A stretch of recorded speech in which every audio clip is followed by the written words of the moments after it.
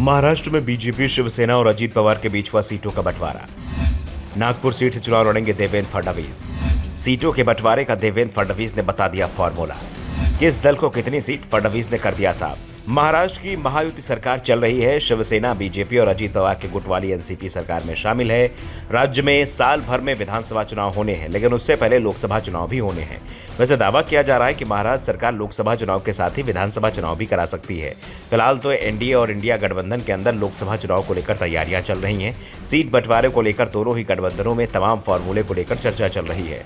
इस बीच महाराष्ट्र सरकार में डिप्टी सीएम और बीजेपी के दिग्गज नेता देवेंद्र फडणवीस ने एनडीए में सीट बंटवारे को लेकर तस्वीर साफ कर दी है। फडणवीस ने साफ कर दिया है कि एनडीए में सीट बंटवारा 2018 के फॉर्मूले के तहत ही किया जाएगा। 2018 में महाराष्ट्र की 48 सीटों में बीजेपी 25 और शिवसेना 23 सीटों पर चुनाव लड़ी थी और इस बार बीजेपी 26 सीटों पर चुनाव लड़ेगी और बची हुई 22 सीटें शिवसेना और अजीत पवार के गुट के बीच बांटी जाएंगी।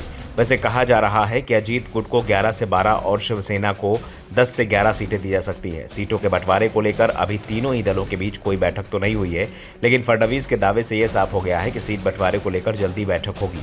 इससे पहले अजीत पवार भी सीट बंटवारे की बातें कह चुके हैं। इस बीच देवेंद्र फडणवीस ने भी साफ कर दिया है कि वो नागपुर सीट से चुनाव लड़ेंगे। वैसे अब तक ये कहा जा रहा था कि देवेंद्र फडणवीस को पार्टी केंद्र में लाने पर विचार कर रही है, जिससे ये संदेश दिया जा सके कि बीजेपी की ओर से विधानसभा चुनाव में सीएम पद को लेकर दावेदारी नहीं की जाएगी, क्योंकि एनसीपी का अजीत गुट और शिवसेना दोनों ही ओर से दावा किया जा रहा है कि 2024 का लोकसभा चुनाव उनके नेतृत्व में लड़ा जाएगा। एनसीपी की ओर से अजीत पवार का नाम लिया जा रहा है तो शिवसेना की ओर से एकनाथ शिंदे का नाम लिया जा रहा है, लेकिन देवेंद्र फडणवीस ने अब इन सभी खबरों का खंडन कर दिया है कि वो लोकसभा चुनाव लड़ेंगे। फडणवीस ने कहा कि वो नागपुर में अपनी पुरानी सीट से विधानसभा का ही चुनाव लड़ेंगे। उनका अभी दिल्ली जाने का कोई इरादा नहीं है और पार्टी की ओर से भी इस तरह कोई फैसला नहीं किया गया है। फडणवीस ने कहा कि एकनाथ शिंदे के नेतृत्व में महायुति सही मायने में एकजुट है और इसमें कोई मतभेद नहीं है। सीएम शिंदे मजबूती से पद पर है। उन रिपोर्टों में कोई दम नहीं है जिनमें कहा गया है कि नेतृत्व में बदलाव की योजना है। मैं नागपुर सीट से चुनाव लड़ूंगा, लेकिन लोकसभा का नहीं बल्कि विधानसभा का चुनाव लड़ूंगा। फडणवीस ने कहा कि महायुति के घटक दलों की बैठक में सीट समझौते पर फैसला किया है। उन्होंने ये भी कहा है कि राज्य में सभी 48 लोकसभा सीटों का सर्वेक्षण पूरा कर लिया गया है। महायुति राज्य में कम से कम 40 से 42 सीटें जीतेगी। फडणवीस ने बीजेपी के 26 सीट पर चुनाव लड़ने का दावा किया है। उनका ये बयान अजीत पवार के उस बयान के बाद आया जिसमें उन्होंने दिल्ली में केंद्रीय गृह मंत्री अमित शाह से मुलाकात पर बोलने के बाद कहा कि अभी दूसरे राज्यों में चुनाव चल रहे हैं, ऐसे में अभी महाराष्ट्र में सीट शेयरिंग पर चर्चा नहीं हुई है।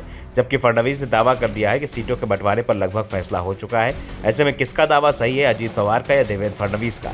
वैसे शिवसेना 11 सीटों पर चुनाव लड़ने को तैयार होगी, इस पर भी सवाल उठ रहे हैं, क्योंकि अभी उसके पास 13 सांसद हैं और 11 सीटों पर चुनाव लड़ने का मतलब होगा कि उसे कम से कम 2 सांसदों का टिकट काटना होगा और इसके लिए एकनाथ शिंदे शायद ही तैयार होंगे। Bureau report, the Dhakad news.